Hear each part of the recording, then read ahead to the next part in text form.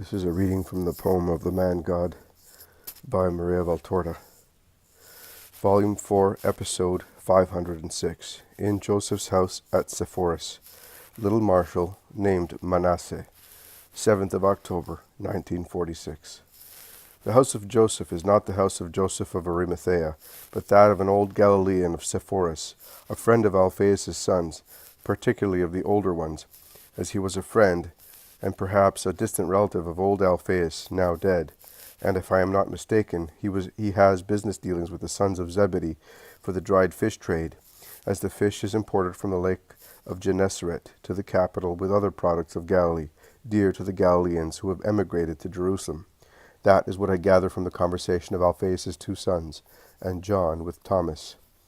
Jesus, instead, is a little behind with Manasseh, to whom he entrusts the task of going to Joseph of Arimathea and to Nicodemus, asking them to call on him. This Manasseh does at once. Jesus joins the three apostles again for a moment, exhorting them once again to be prudent when speaking for the sake of the Levite who has saved them. Then he parts from them and strides away towards a little path. But John soon joins him. "Why have you come? We could not leave you all alone, so I came. And do you think that you could defend me by yourself against so many? I'm not sure, but at least I would die before you, and I would be satisfied. You will die a long time after me, John, but do not regret it. If the Most High leaves you in the world, he does so that you may serve him and his word. And after? After you will continue to serve, as long as you should live, to serve me both as both our hearts would wish. But you will serve me also after your death. But how shall I do that, my master? If I am in heaven with you, I will worship you. I shall not be able to serve you on the earth after I have departed from it. Do you really think so? Well, I tell you that you will serve me until my new advent, the final one. Many things will dry up before the last times, just as rivers dry up, and from blue, wholesome, flowing watercourses they become dusty, mold, and arid stones. But you will still be a river, resounding my word and reflecting my light. You will be the supreme light, left to remind people of Christ, because you will be a completely spiritual light. And in the last times there will be a struggle of darkness against light, of the flesh against the spirit. Those who persevere in faith will find strength, hope, and comfort in what you have left after you, and which will still be you, and above all will still be me, because you and I love each other, and where you are, I am, and where I am, you are. I promised Peter that my church, which will have my stone as its head and foundation, will not be demolished by the repeated and fiercer assaults of hell. But now I tell you that what will still be I, and that you will leave as light for those those seeking the light will not be destroyed, notwithstanding that hell will try to annihilate it in every way. Nay, even more. Also those who believe in me in an imperfect manner, because although they accept me, they will not accept my Peter, will always turn to your lighthouse, like boats without pilots and without compass, which steer in their storms towards the light, because light means also salvation. But what shall I leave, my Lord? I'm poor, ignorant, I have but love. There you are. You will leave love, and the love for your Jesus will be word. And many, also among those who will not belong to my church, who will not belong to any church, but will seek light and comfort as incentives to their unsatisfied spirits, for need of compassion in their grief, will come to you and will find me. I wish the first to find you were these cruel Judeans, these Pharisees and scribes, but I'm not of so much use. Nothing can be added to a full vessel, but do not be discouraged. For here we are at Joseph's. Knock, and let us go in. It is a narrow, tall house with a low storehouse on one side, rank-smelling, with stacked goods, and besides the latter there is a yard which is dark because of the wall dominating it, and looks almost like an inn, as inns were in those days. Porticos for goods, stables for donkeys, small rooms for dormitories for guests. Here there is a badly paved yard, a basin, two low, dark stables, a rustic roofing as portico attached to the house, and with a rough door opening into the storehouse, and beyond it the house I have mentioned, old and dark, with a narrow, tall door which opens onto 3 stone steps, worn by use. John knocks at the door and waits until a peephole is opened and the wrinkled face of an old woman looks through it in the dim light. "Oh, John, I'll open at once. God be with you," utters the mouth in the wrinkled face, and the door is opened with the loud noise of bolts. "I am not alone, Mary. The Master is with me. Peace also to him, the honor of Galilee, and happy is the day bringing the feet of the Holy One to the house of a true Israelite. Come in, Lord. I am going to inform Joseph at once. He is making the last deliveries because the sun sets early in the sad month of Ethanim. Leave him to his work, woman. We are stopping here only until tomorrow." "A great joy for us. We have been waiting for you for a long time. And also a few days ago your brother Joseph sent for news of you. But my husband will give you better information. Now you can stay here, and I will leave you, Lord, because I am finishing baking the bread. It must be baked before sunset. If there is anything you need, John knows where to find me. Go in peace. We do not need anything except hospitality." They remain alone for some time.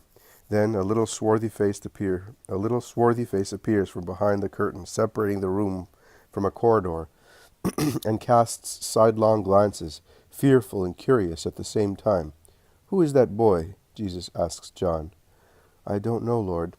He was not here on previous occasions. It is true that since I have been with you, I have never come here on my Father's business. Come here, child." The boy comes forward with short steps. "Who are you?" "I'm not telling you." "Why?" "I don't want to hear bad words said to me. If you say them, I will answer back, and Joseph does not want that." "That's something new, Master. What do you think of that?" And John laughs, amused as he is with the reasons of the little fellow. Jesus also smiles and lifts his hand to draw the child to himself, and watches him. He then says, "And do you know who I am?" "Yes, I know. You are the Messiah, who will conquer all the world. Then no bad words will be spoken to children like me." "You are not from Israel, are you?" "I am circumcised, and it was very painful. But hunger also was painful, and not to have Mummy any more, and nobody. But it hurts also to hear that one, that we—" He weeps, having lost his primitive self-confidence. He must be a foreign orphan, John. John must have accepted him out of pity, and had him circumcised, explains Jesus to John, who is amazed at the child's reasoning and tears. And Jesus lifts the boy bodily and puts him on his knees. "Tell me your name, child. I love you." Jesus loves all children, and little orphans in particular. I have one as well, and his name is Marjam, and I too, because— His thin voice becomes a hardly audible whisper, "Because I am a Roman." "I told you. And you are an orphan, are you not?" "Yes. I do not remember my father. My mother, yes. I remember her. She died when I had already grown up, and I was left all alone, and nobody wanted me. From Caesarea on foot, following wayfarers, after the Master had gone far away, and so hungry. And if I said my name, blows, because they understood by my name, eh? And then I came here for a feast, and I was hungry. I went into the stables with a caravan, and I hid in the straw to eat the forage and carobs of the donkeys. And a donkey bit me, and I screamed, and they rushed in and wanted to hit me. But Joseph said, 'No, he has done it, and he says that we must do what he does. And I am taking the boy, and will make him an Israelite.' And he took me, and looked after me with Mary, and gave me another name, because but my mother called me Marshall," and tears begin to stream down his cheeks once again. "And I will call you Marshall, as your mother did. It was very kind of Joseph to do what he did. You must love him." "Yes, but I must love you more. He says so. He always says, if one day you should meet Jesus of Nazareth, the Messiah, love him with your whole being, because it is through him that you have been saved from error." Mary, in the other room, was saying to the servant that the Messiah was in the house, and I came to see who had saved me. I did not know that Joseph had done this. He was so stingy. I would never have thought that he could. Poor Joseph, stingy and disgusted with his sons. They had no respect for his gray hair. I know, but see, perhaps this child instills new life into him, and he forgets. God rewards him thus for what he did for the boy. "What is your name now?" "An ugly name. I only like the beginning of it because it is like mine. Manasseh is my name.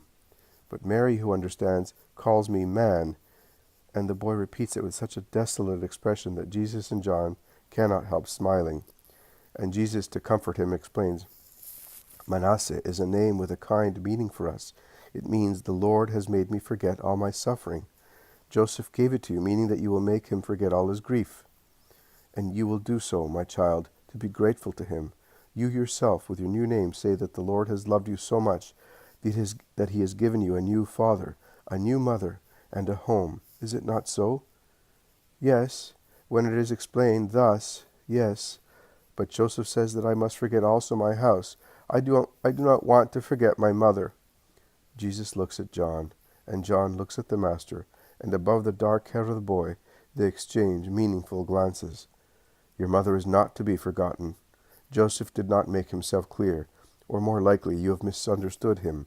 He certainly meant that you must forget all the grief of the past, the sorrow for your house, because now you have this one, and you must be happy. Ah, that's all right, and Mary is good to me and makes me happy. Even now she is baking cakes.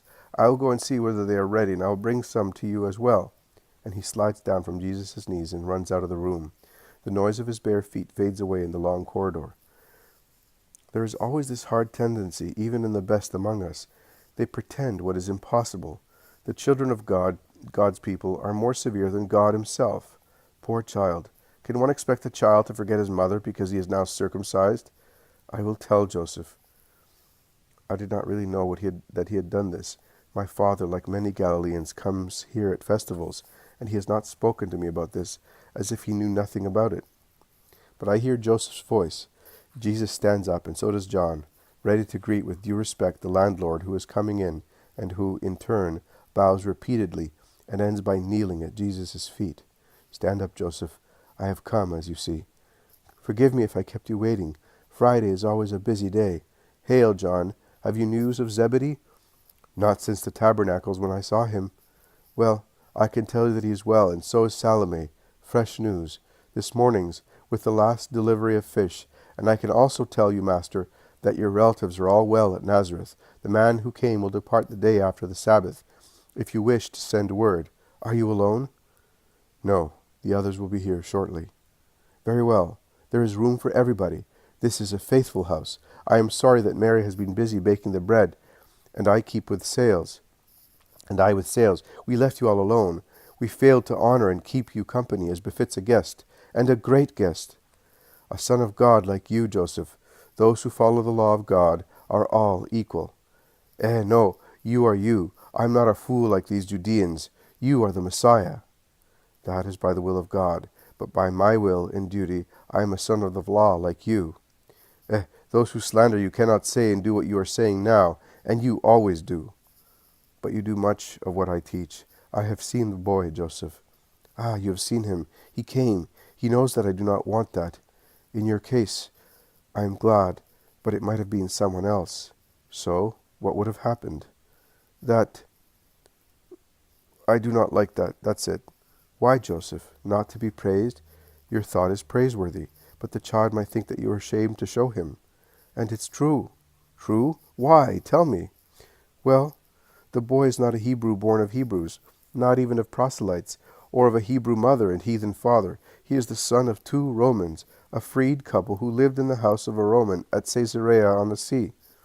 He kept the child while he remained there, but when he went away, he left the boy who remained alone.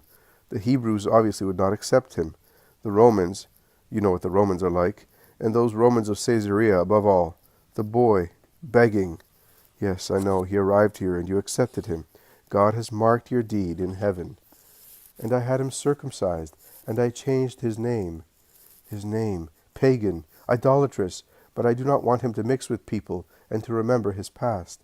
Why, Joseph? Jesus asks kindly, and he continues. The boy suffers for that. He remembers his mother. It is understandable. But it is also understandable that I should not wish to be criticized for accepting an innocent. Nothing else, Joseph. Why are you afraid of the opinion of men, when a higher judgment, the divine one, confirms that your action is a holy one? Why are you ashamed out of respect for public opinion, or for fear of retaliation of a good deed? Why do you want to set for the boy an example of duplicity? such as arises from changing his name and cancelling his past out of fear of being prejudiced? Why do you want to instill in the child contempt for his father and mother? See, Joseph, you have accomplished a praiseworthy deed, but you are covering it with dust, with such imperfect ideas. You imitated one of my actions. You received my words, which is good. But why do you not make my imitation perfect by completing it candidly and saying, yes, the boy was a Roman, and I did not feel disgust at him, because he is the son of the Creator like you. I only wanted him to be in our law, and I had him circumcised.